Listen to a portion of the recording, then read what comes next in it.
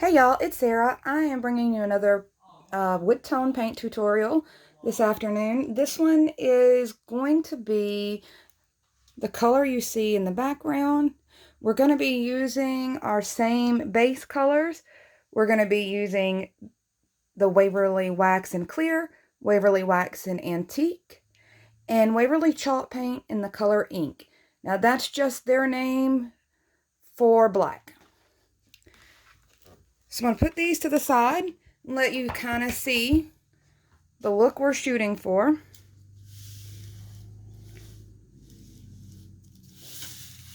I'm going to try to turn these around. I don't know what this is called. It's like a dirty plywood look. I see it a lot on the reclaimed palette wood art and like the palette walls, where you get this faded out brown down the sides kind of thing. If you can see that, there's a lot of damage to these. This is a pretty distressed type wood. It's real similar to the darker version, but I did run over doing close to this color in the salvage barnwood video, but I kind of wanted to focus on this one today because it does have that true palette wood look. Let me pop out a little so you can kind of see a little more of this before I get started on showing you what this look is. So hopefully you can see in the camera this really tonal color here. I absolutely love these. My wood fencing, our privacy fence is almost this color just from natural age. So it's a really cool natural color to me. I'm going to show you abusing the boards a little more so you can get this more textured type damage to your wood. And I did a few already to get me started on my cheats, so I could do several of these, because I think I want to do a larger project with some of this real dirty, dingy looking light colored wood. So I'm doing my thing here with the fingernails, just carving down into it with a little pressure. It bends and cracks this surface in a circular type shape.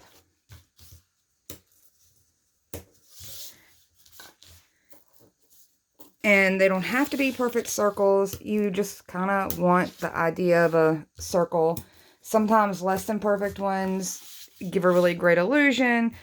You can be careful and hit all the way up to the side. Just be careful not to make your paper start lifting off of there. So I went quite a few on this one because it's a really rough looking wood. And I'm going to grab several things out of my drawer here to stab and abuse this. Now, I'm going to take this little edge here. I'm using plastic because I feel like I'm less likely to rip the whole thing. And I just gouged into there. And I'm going to kind of gouge into another spot and hit there. And if you've ever seen real wood be aged in distress like this, for decorative purposes, they'll hit it with a chain, they'll hammer at it, whatever. We can't go quite that extreme, but you still want to be a little bit abusive to it. Put the indentions in. You can actually use the tip of a popsicle stick and push down in there. And what that does, the reason I say plastic or maybe your popsicle stick, is it bends it just a little bit first and then breaks that seal. And it doesn't just cut into it. Because just a cut line into it's not going to show you much texture, but that indention and then the cut really shows you some interesting looks. So this guy got left out. Let's don't let him feel left out.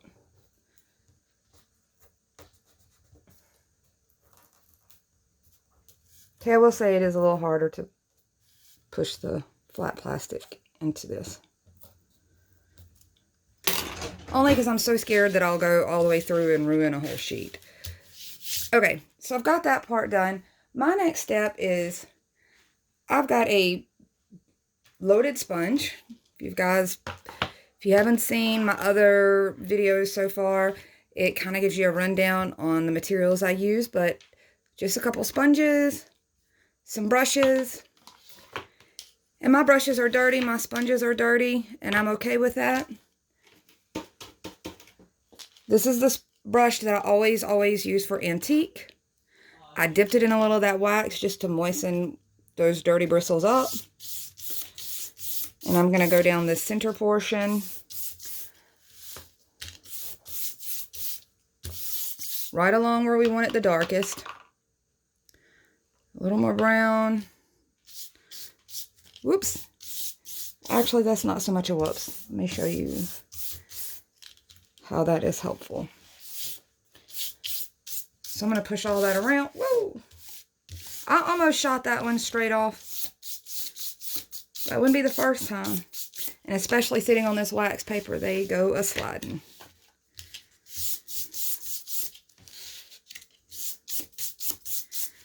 So I'm hitting down each edge of this, and I'm just switching it around so I can get the edges a little better.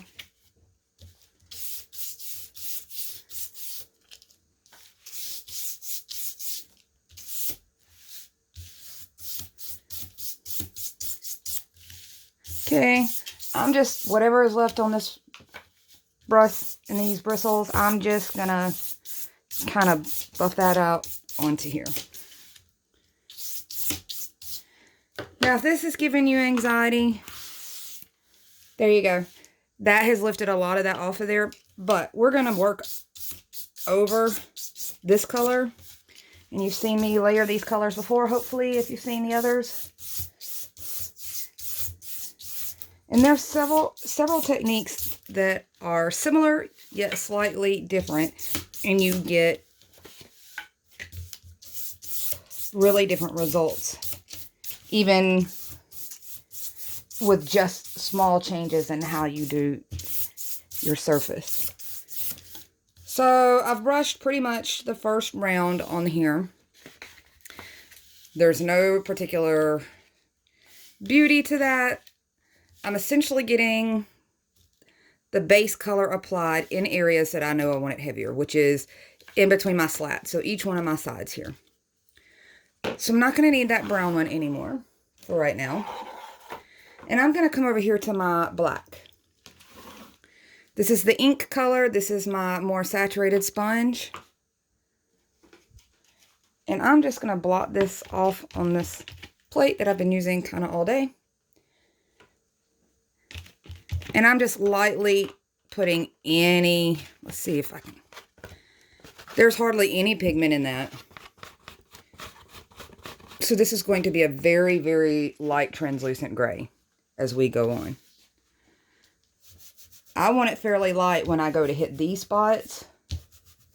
Because on this look, we can actually darken these some, but we can't darken them too much. And this is why you see this gray takes so quickly to these boards. So I'm going to go through with a little more wax on my already inky style sponge. And I'm going to try to push that fluid down into every one of these little divots and damaged parts that I put on here. As I'm doing that, I want to go ahead and start blending out because you don't want any weird spots to sit there too long when it has the black pigment in it, because they will stay. Like, if I leave this for too long, I'm not going to be able to get that shape kind of out of there. So you can see I'm pinching this using the pressure from my middle finger and my thumb to hit those darker striations there. I'm going to do this little bit of that on this end. Now I'm using my index finger to push down, hit that corner, and just get a little of those streaks in. You see how that blends to look like graining. So I'm barely going to put any black. My black's almost dry. I've been playing most of the day. So go in with that little bit of mix. Push down all these little spots. I think I got them all. It's hard to see just yet. And I'm going to do the same thing. I'm going to start essentially smearing this down.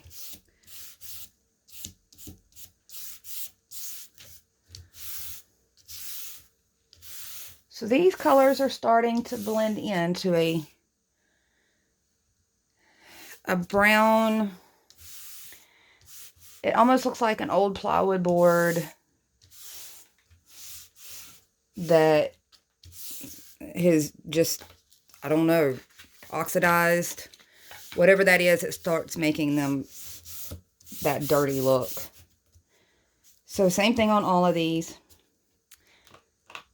As soon as my sponge stops laying down any liquid, I just dipped it again in the wax, not in the ink color, because I don't want too heavy of a pigment on this. It's too hard to blend it out to get this lighter shade. You can keep going and you get the other salvage wood shades, and they look almost same process, but they look entirely different.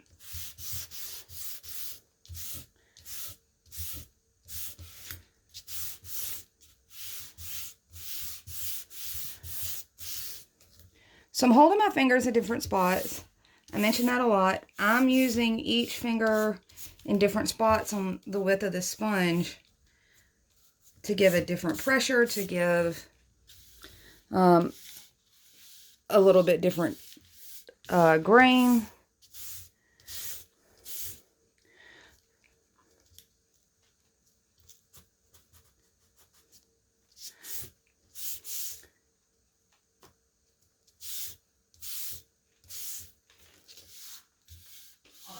And you can start to really see those. Now, if I want heavier grain, that process is going to be the same as any other time. You come in with your chippy brush. I've mixed a little of the black and a little of the wax, because that's the color that I want predominant on here. That's where on this type of wood that you would see more color.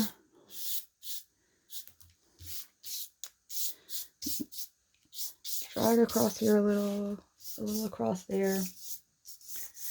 I'm not doing too much with this. I really like where these are kind of at. I'm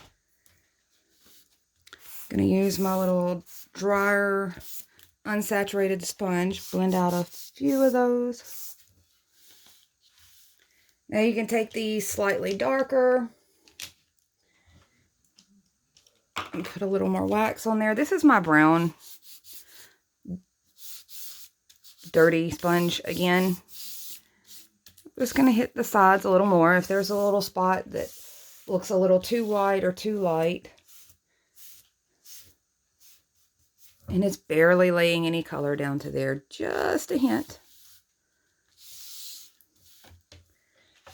And hopefully you can see what I mean on the color of those. Now I could take these down a little bit darker than the set that I just did. And you'll see the ones that I showed as an example, they're a hair darker, but I wanted a full set of these with some variation.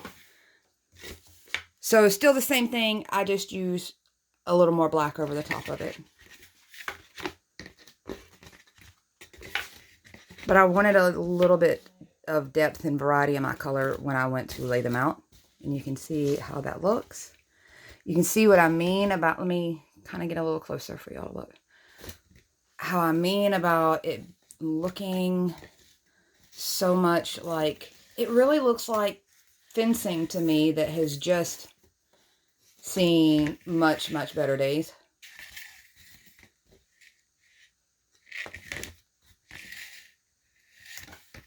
I really love this.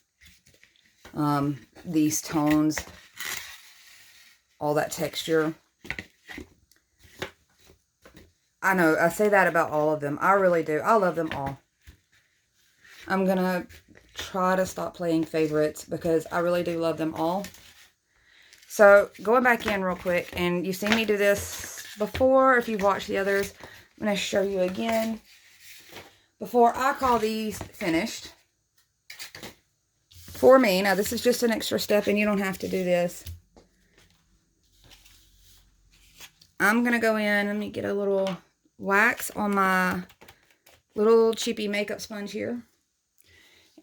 And I am barely going to dab some color on here. Now you could easily just dab the black wax mix, or you could get a little playful and do a little bit of the light brown and a little bit of the black.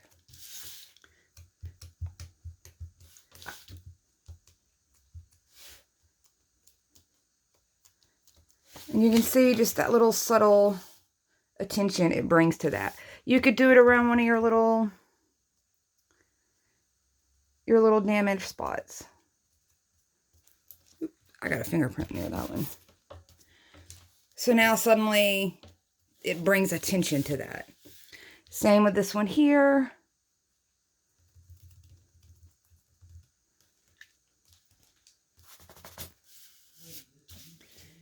And it just kind of sets those off a little bit. If I want it to go in with a little touch of brown, I'd add a tad bit of brown, a tad bit of wax. Let me rub this off of here. And I should have it loaded with a little brown. And I'm just adding just an ever so hint in with the black. So now it's two-tone. And I could have already said and done it and had that part finished if I wasn't talking about doing that part. And it goes just that quick. And there's just one more layer to this optical illusion that it is. And you can see there's a little gray, there's a little brown. And there really wasn't that much effort to it. You can take the black wax mix, load up your little sponge, hit your ends down here. These are just extra things. You saw these boards looked awesome already just before. This is just a little, this is just me being a bit much.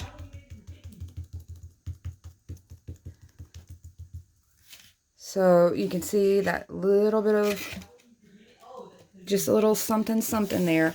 And when you start stacking these together or lining these up, that really gives an illusion of independent boards. It shadows out those boards. It makes them really set apart from the one next to it. If you've got ugly spots on your edges, this is a good way to hide it. You can see it's, that side hasn't been done and it's fine. And that side has just a little more shadowing. So you can see how much they set off from each other now once you go to line these up and use them for a project. So I hope that one brought you some joy like it did me. I love this color wood. And I'm definitely getting ready to use this in a project. So as soon as you see me put these into a project, I won't go through the paint process again on these boards. I'm just going to cut them down and use them on a project. So be aware of that. Keep that in mind. Remember what I said here so you can apply it there if you decide to do the project next. But I hope you enjoyed this one. I do really love this board. I do. I can't help it. I just really do.